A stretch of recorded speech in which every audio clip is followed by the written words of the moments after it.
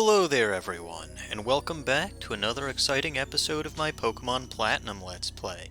I am Magnificent Entertainer, Bulbagarden's multimedia executive, and in the last episode we captured the legendary Giratina. In this episode I would like to direct your attention to the bottom screen, where I have my clock app up on my Pokach.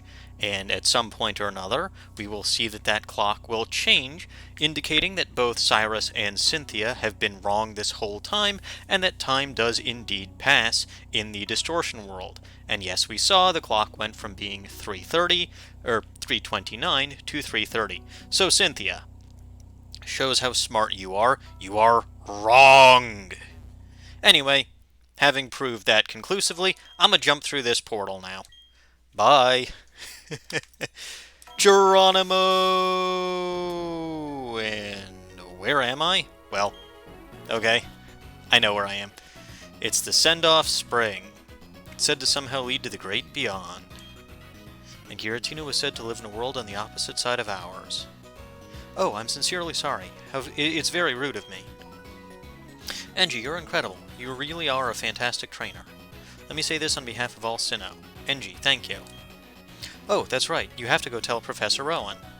He was very worried about you. You should visit him in his lab. Can I get in that cave, please? Cynthia, I would like to get into that cave. Why are you blocking me from getting into that cave? That is very rude. Well, whatever. This is the Send-Off Spring. There's not really a heck of a lot to do, but it's apparently a fourth lake that's here in the Sinnoh region. Very small for a lake, not really very many places you can go. And there's a little dock that kind of goes out into the middle of nowhere. Obviously the thing to do here is climb up this rocky ledge with Dr. Doof. You can see it's kind of foggy around here, sorta. I don't think there are any items or anything in this area. But yeah, you can see there's a bit of a fog when you're looking at the lake from up here. Can't actually use defog though, so it's kind of just there for effect. You can catch wild Dusclops here. You got the Reaper Cloth from the Acuity Lakefront. So that's lovely. Yeah, like I said, you can catch wild Dusclops here. But I don't need a Dusclops, so go away. Boom. Go down this rocky wall over here. And more grass, so I think I will activate another repel. And like I said, I don't think there are any items over there, but in case there are, I will go back. Over here is the spring path, and actually, if we take a look at the town map, we can see kind of exactly where we are. So here's the spring path. The Send-Off Spring is, you know, this whole area over here, which is lovely. We're right by Route 214, and indeed, when we pass through here, we go back to Route 214, and you can see all of the glory of Route 214, but we're going to be passing right through to the Valor Lakefront, and I'm going this way as opposed to going to as opposed to going to Veilstone City to show something off. If you wanted to go to Lake Valor right now, it has respawned, but we'll be going there later, so there's no real point to it. If you wanted to go this way, though... Stop! Yes, you! Sunyshore City, which is down the road, has had a major blackout. Crews are working on restoring the power, but the road's closed now. You mean that Sunyshore City still has not recovered from the blackout that it had when I first crossed this very path months ago? Man, oh man, all the food in that city must have spoiled by now because everyone's refrigerator stopped working, and that is the worst power company that I have ever seen. Like, honestly, it takes them months to fix the power. Anyway, that's the whole reason why I wanted to come down this way, is to show that you absolutely have to talk to Professor Rowan before you can continue making your story progress. Because reasons. But since we're down here anyway, we're just going to keep going this way to head back to Pastoria City. And popping in here to Pastoria City, we can go over to... Get out of my way! We can head over to the Pokemon Center. And there's a guitarist over there. You know what? It's probably going to be the only battle that we have. So I'm going to battle that guitarist before I heal up. I've been meaning to try to make Grim grow a level. I think I've been saying that it's about to get a good move for a while. Let's do this. You can see that Kricketune is now level 47, now that we've defeated the 7th gym leader. I'm a Ominous Wind. Bug Buzz. That's, Ooh, you lowered my special defense, you jerk. But hopefully I get the all stats up and fix that? No, but I'll try a Sucker Punch. Well, that works. Anyway, this probably won't be enough for Grim to grow a level, considering how much experience it still needs, but any bit helps. So, that also does show off that these guitarists actually, or well, all the trainers in the Pokemon Centers actually do, what's it called? The trainers in Pokemon Centers actually do get stronger as you defeat gym leaders, so, you know, that's just kind of a thing that's worth knowing. Speaking of things that are worth knowing, let's actually take a look at that Giratina that I caught in the last episode. All the Feebas. Alright, so let's take a look. Level 47. Relaxed nature, like sour food. Okay. 202. This is its altered form, by the way, which is why it looks different from how it did when I was battling with it last episode. Like I said, I do like the origin form better, but, well, can't do that right now. You can see in this form it's got higher defenses than it has offenses. In the origin form, that would be flipped. So the defensive stats and the offensive stats flip in between forms. It now has the pressure ability instead of levitate. Again, I just the altered form is so much better in so many ways, but you know, it's here. It's a good Pokemon. If you wanted to use it for your team, I definitely recommend it. If you forgot to save and you KO'd Giratina, you will get a chance to battle it again. That cave which Cynthia was so obnoxiously blocking leads to Turnback Cave. You can go through there, and there will be a portal that takes you to the Distortion World, and in the Distortion World you can rebattle Giratina in its origin form. I believe it will still be level 47, which kind of makes things awkward if you've already defeated the game and you're much higher level. But, you know, that is what it is. Yeah, and there's an item that you can get at that point in time, which will, what's it called?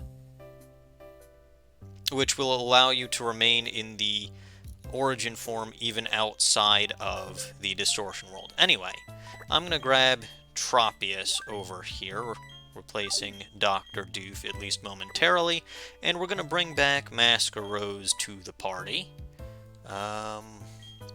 And get rid of Porygon, since Porygon is level 50, and I do need Punguin for surfing.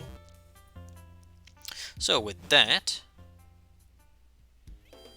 I am going to fly over to Sand Gem Town, because I was told that a certain Professor Rowan wanted to have a word with me.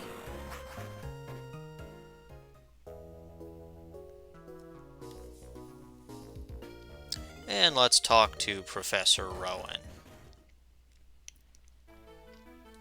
Oh, he's literally right here. Engie, you've come back. You leave me speechless. You've done it. You really have done it. Never has my heart pounded this hard for so long in my 60 years of living. The professor did a lot of checking up after you left. He was really worried about you, Engie. He contacted acquaintances looking for help, and Engie, I'm glad to see you're safe. Welcome back.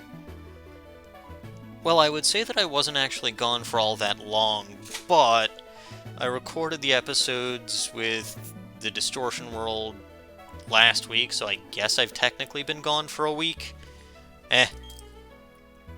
Oh yes, there was something that I had to tell you. The 3 Pokemon of the lakes appear to have returned to their homes. So tell me, how are things going for you? The Pokedex? A total of 175. And the number of badges? Well, you've got 7 already. That only leaves Sunny Shores Gym. Indeed. You've come this far. Why not obtain Sunny Shores badge? And why not challenge the Pokemon League? That will broaden your horizons further than ever before. Not to mention the opportunities to meet even more Pokemon. Oh yes, if you see Engie, if you see Cynthia, please give her my best regards. So I was thinking, those Pokemon you met, Engie, were they the ones said to be the creators of the Sinnoh region? And if we talk to these guys, I'm stunned by your greatness. I feel as shaken and inspired as when my child was born.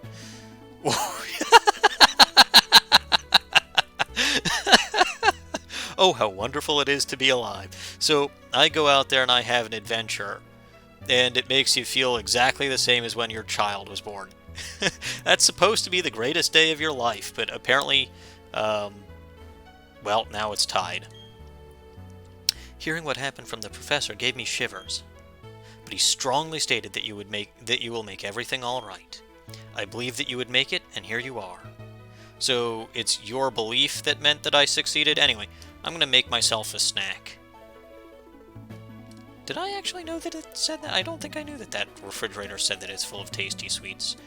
What does your computer say? Special terms in academic writing that is impossible to figure out. Ah, so just like the Canalave Library, I'm too stupid to understand what's on Rowan's computer. And I bet you that I'm also too stupid to figure out what's in the professor's bookcases. Okay, well, that makes sense. Anyway, you go out. You come back. And they're still there. Okay. Fine. Whatever, Professor. Anyway, I'm going to now fly to Veilstone City, and this is actually going to be a fairly short episode. I don't want to deal with Mesprit yet, because, well,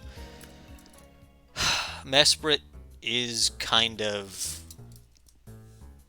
well, I mean, if you don't know it by now, Mesprit is a roaming legendary as opposed to the other 2 Pokemon of the Lakes, which are not. Those are just kind of stationary Pokemon. They stay in place, and you can reset and battle them over and over and over again. I will actually take my full team of 6 with me for this. I don't think that I'm going to need Porygon in particular, because Roserade will be able to paralyze, but it's always best to have a team of 6 with you when you can. And I will trade that Metacham when I'm back in the Snowpoint City area to capture Uxie. So, not going to really worry about that. But yeah, this is going to be just kind of a short episode where I don't really do much. But then again, last episode was incredibly long, so I feel like y'all can forgive me for this episode being short. You know what? Let's have an interview. Hello, I'm with Jubilife TV. May I hit you up for a quick interview? Sure. If I were to compare my mother to a Pokemon, what kind would it be? Uh,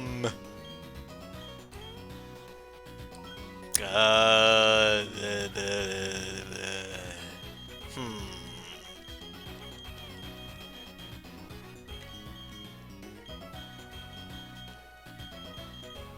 This one. Giratina is now my mother. Lovely. I don't know why I did that, but oh well. I'm sure y'all can be sort of amused by that. Anyway, we're back on Route 214. I said we'd be back here. I wasn't lying. You can go back to the spring path if you want to. I don't want to, he says as he accidentally ends up back on the spring path. But go back to the Valor Lakefront, encounter a wild Pokemon, because of course you do. And it is another inferior Dr. Doof. But don't need to deal with that. Actually will activate a repel. Oh, I'm running quote-unquote low on those, by which I mean I don't have like 50 million of them anymore. Alright, let's actually go into Lake Valor. And you can hear the regular lake music. You can see, oh look, there's an actual lake. And yeah, Professor Rowan said that the Pokemon of the lakes went back home, which is in fact our prompt to go catch them. You can go to Sunny Shore City now if you wanted to.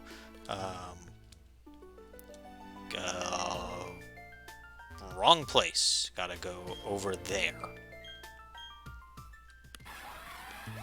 And by going over here, we can pick up the TM25 Thunder.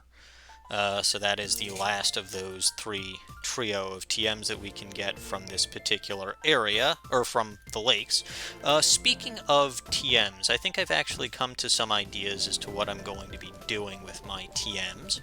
I won't be teaching Psychic to anything yet, but I've decided that I actually will teach Shadow Ball not to Grim, but to Masquerose. Like I said, that hidden power was fairly weak. And having that water-type hidden power doesn't really do me much favors now that I've got Sludge Bomb. So, you know, this will give it a fourth option to attack, or a third option to attack with. It still does leave it completely walled by Steel types, because Steel types are, you know, they still resist Ghost types as of this generation, but Masquerose is hardly the Pokemon that I'd use against Steel types anyway. So I'll do that. And I think I've also decided to teach Roost to Splurb in place of Swords Dance. Maybe not the best idea, and I may end up using my Heart Scales to change that in the future, but, you know, again, that makes Splurb last a little longer, so, you know, it can set up Stealth Rock, it can still potentially get in an Earthquake, or a U-turn, you know, things like that. Just all in all, relatively solid moveset for both Splurb and Masquerose now. Again, kind of emphasizing Splurb's, and I really need a better item for Splurb, but it's really emphasizing Splurb's defensive nature as opposed to offensive nature. I mean, again, you know, for a Gliscor, that's pretty fast. It's got a very good offensive stat, but its main focus is defense, and that Roost kind of complements that better. And Masquerose is, you know, extremely specially offensive. It's got a very good special attack, and, you know, that Sludge Bomb works relatively well with that. Sludge Bomb and Shadow Ball work relatively well with that. And Giga Drain does help it, you know, be somewhat more defensive and last longer in battle. So, you know, I guess I just put all that here because this was going to be a short episode anyway. With that, though, Repel's effect wore off, but I don't care. We can walk in here to the Valor Cavern, and you can recall this was where we battled Saturn for the first time. Now, if we go in here, though, there's actually something very interesting right over here. But instead of actually battling it right now, I'm going to end things off here. So, next time, we will battle the legendary Pokemon, the Azelf on a shelf. Until then, I will see you all next time.